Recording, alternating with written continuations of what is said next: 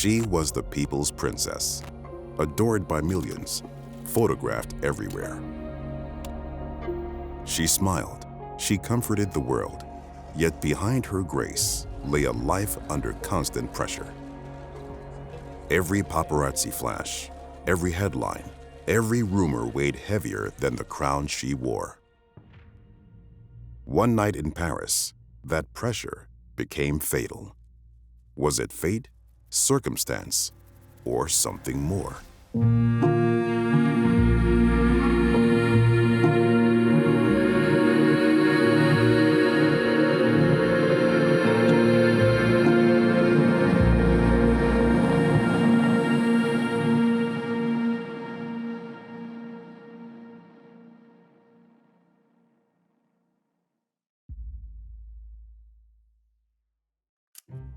Princess Diana, a queen-to-be, a lady loved like no monarch before.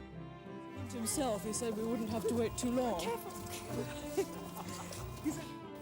She's very practical, Diana, very down to earth, very practical, very good housewife.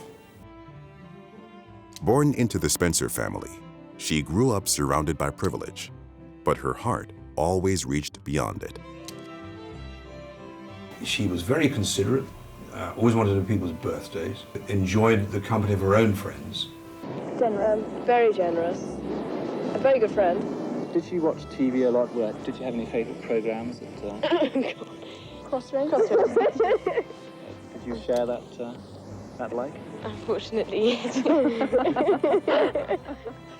She adored children and helped with the children at a kindergarten in Pimlico. I wanted to teach children, and they said, why not come along? So I first started off doing afternoons, and then I took over the mornings and did whole days. But I only worked 3 days a week at kindergarten, and the other 2 I looked after American baby boy, which nobody seems to realise. It was very special to me. She was a hit with the crowds wherever she went. She especially enjoyed meeting children. Princess Diana loved children, and she was often at her most comfortable playing with children, and she visited a lot of sick children in hospital. Always loved children, yes. Very good with people.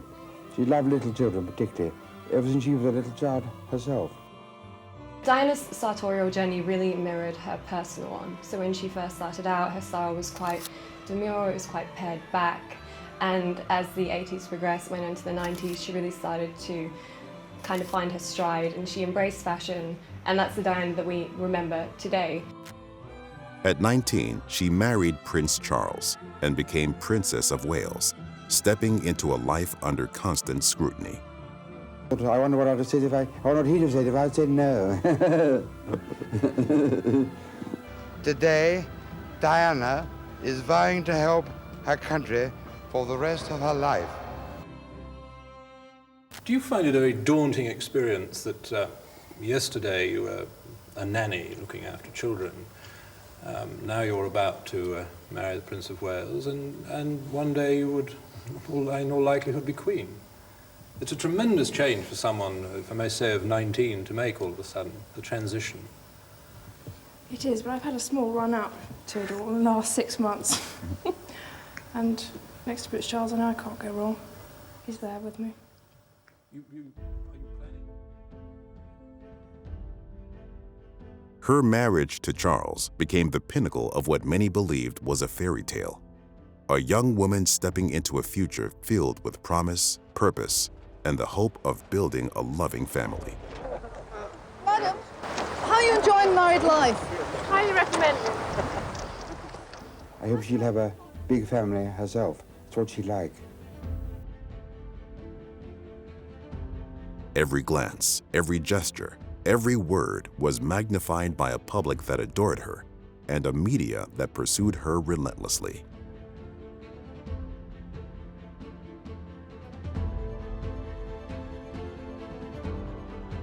The press generally get a bad name when you mention royalty, and you probably even get an even bigger, badder name when you mention Diana.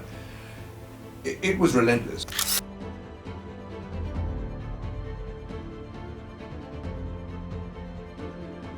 Through her humanitarian work, from AIDS awareness to landmine campaigns, she became more than a royal.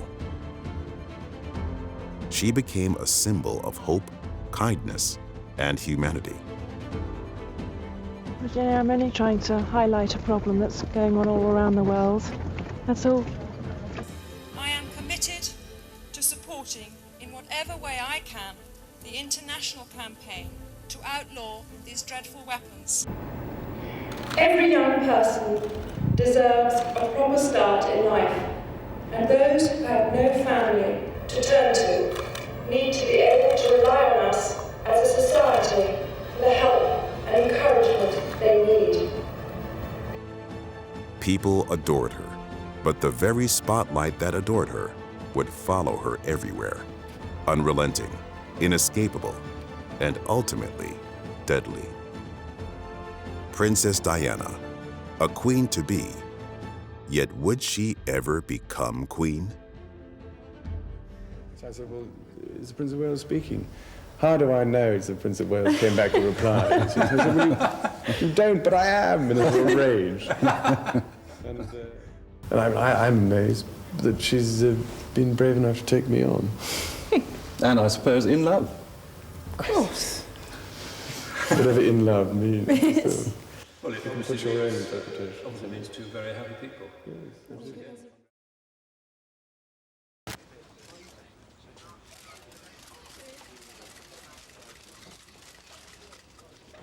By the summer of 1997, that fairy tale chapter was over, and a new one had begun.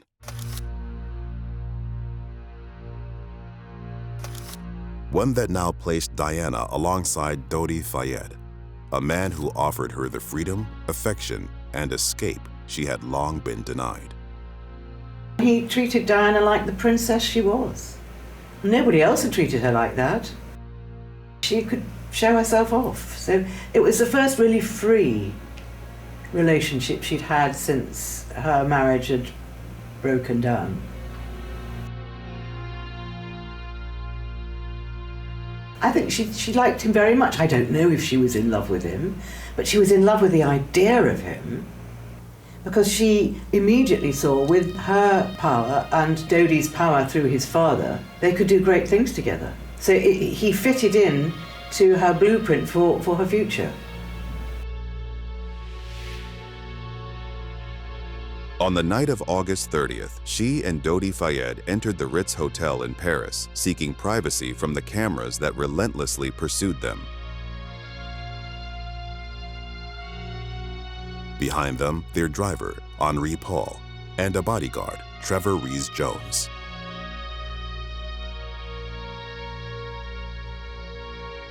Inside, they shared dinner together, a brief moment of calm, of ordinary life, in a world that offered them very little of it.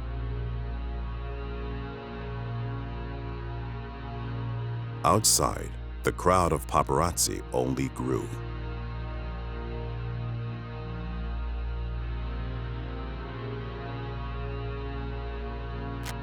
Instead of leaving through the front, they made a different decision: to slip out the back entrance, hoping to outrun the cameras waiting for them on the main steps.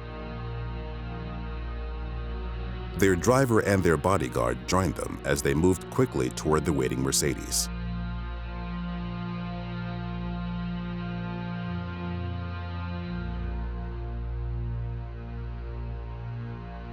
But the paparazzi were one step ahead.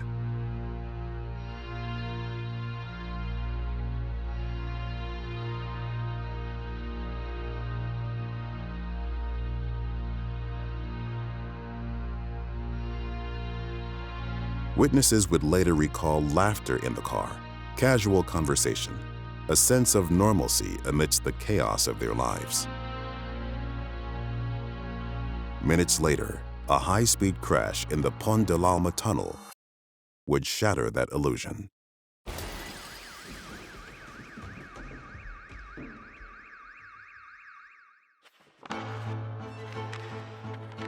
Diana, Princess of Wales, has been seriously injured in a car accident in Paris. Her companion, the Harrods heir Dodi Al Fayed, has been killed. The driver of the princess's car is also understood to be dead, The accident happened at just after midnight in the west of the city near the Alma Bridge. Well, she's special because she brings light to the world about all the sadness that's going on in the world, the landmine and those people with AIDS. I wish she was alive to do many more for the country, but sadly God decided to take her, so we just had to pray for her. The media, the public, and friends tried to reconcile how a woman who had touched so many lives, who was once to become the Queen of England, who had inspired millions, could be gone so suddenly. I feel like everyone else in this country today, utterly devastated. She was the queen of people's hearts, and what had happened to her wasn't time. Sorrow. Just sorrow and wish we'd told her before we loved her. I just can't believe she's gone.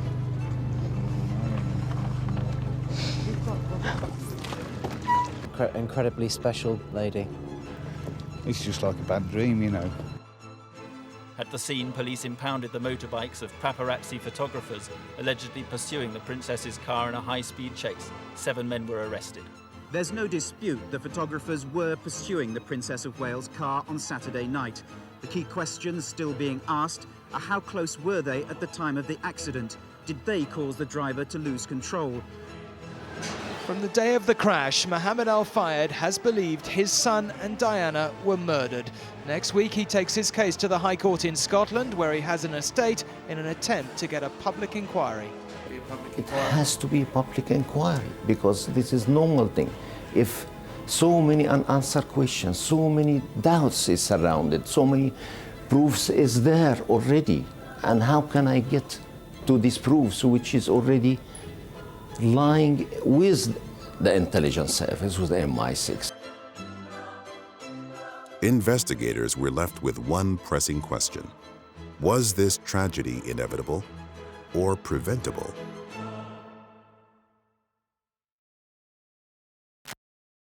From the very start of her marriage, Diana's life was weighed down by pressures few could imagine.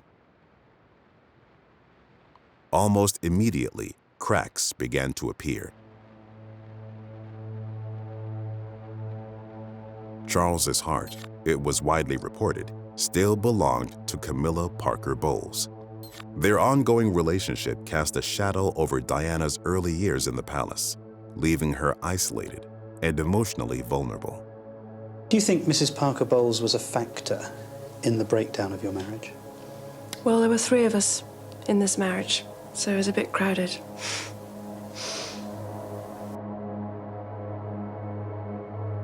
Her feelings led her into bulimia, a cycle of binging and purging triggered by stress, isolation, and the emotional turmoil surrounding her relationship with Charles. She later spoke openly about it, calling it a secret disease, one that became both a coping mechanism and a cry for help. I had bulimia for a number of years, and that's like a secret disease you inflicted upon yourself because your self-esteem is at a low ebb and you don't think you're worthy or valuable. How often would you do that on a daily basis? Depends on the pressures going on. On top of that, the pressure to embody the perfect princess was relentless. She faced extreme scrutiny over her weight, her fashion, her body, her maternal choices. Every fluctuation, every expression, every perceived mistake turned into headlines. The tabloids analyzed her like a public exhibit, contributing to anxiety and a deteriorating sense of self.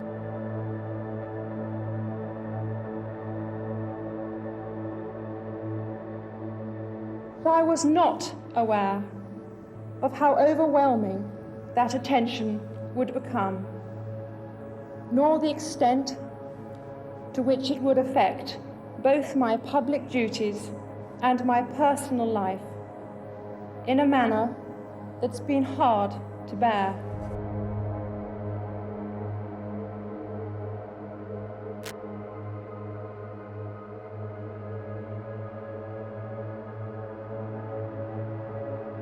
Yet amid the turmoil, her sons became her anchor. Diana often said that they were the only people who truly made her feel loved without condition.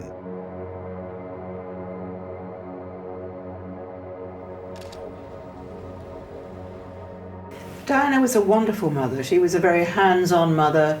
She absolutely adored her children.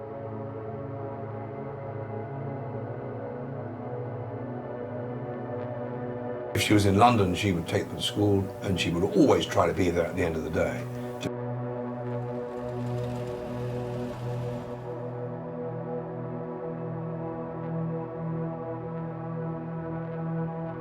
The Princess of Wales has agreed to Prince Charles's request for a divorce. A spokeswoman for the Princess said that Diana will continue to be involved in all decisions relating to the couple's children, and she will continue to live at Kensington Palace.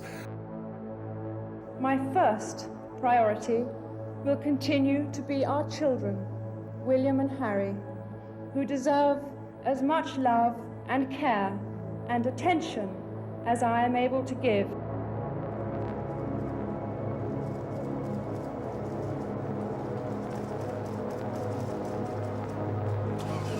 Diana tried to give them a childhood rooted in normality, but the outside world was relentless. Her emotional struggles sometimes manifested in self-harming behaviors, which she later admitted were cries for help in a system that had no place for vulnerability. I didn't like myself. I was ashamed that I couldn't cope with the pressures. What did you actually do? Well, I just hurt my arms and my legs. And I work in environments now where I see women doing similar things, and I'm able to understand completely where they're coming from. Although she struggled a lot with her marriage to Charles, she eventually sought emotional connection beyond the confines of that relationship.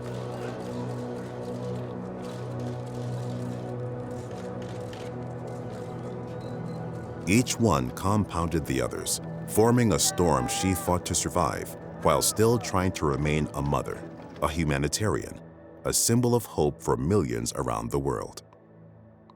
What she wanted, ultimately, was to be free of the pressures she faced. But no one thought that freedom would come at such a devastating cost. In the days following the crash, speculation rose faster than facts, fueled by the shock of losing one of the world's most beloved figures.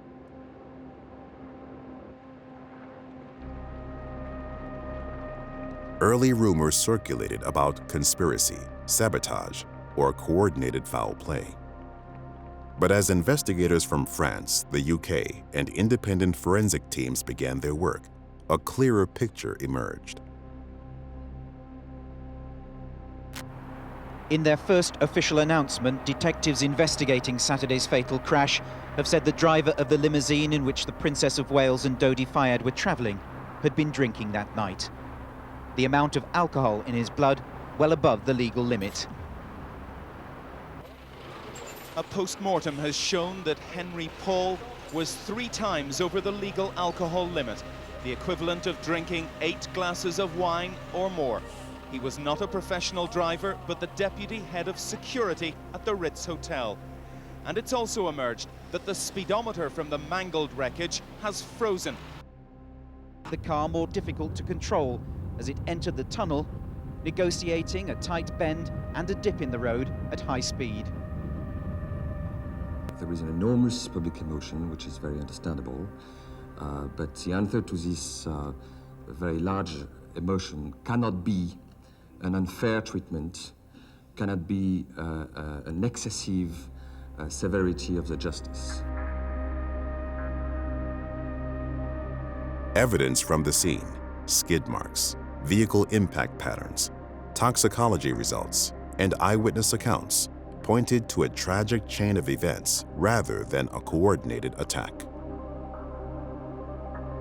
The official investigations determined that the crash had been caused by excessive speed, the driver's impaired state, and the relentless pursuit of the vehicle by paparazzi. There were no signs of tampering, no mechanical sabotage, and no proof of intentional harm. no criminal charges were filed in connection with her death. Could any of it have been different? Or was this the final tragic consequence of a woman pursued by fame, bound by duty, and desperate for a peace she was rarely allowed to have? With the evidence gathered and the investigations concluded, the events of that night in Paris stand painfully clear. There was no conspiracy proven, no hidden assailant, no orchestrated plot, only a fatal combination of speed, pursuit, and circumstance. A chain of moments that ended a life the world believed untouchable. And the woman once destined to be queen beside Charles would, in time, be replaced by the one who had always stood in the wings, Camilla Parker Bowles.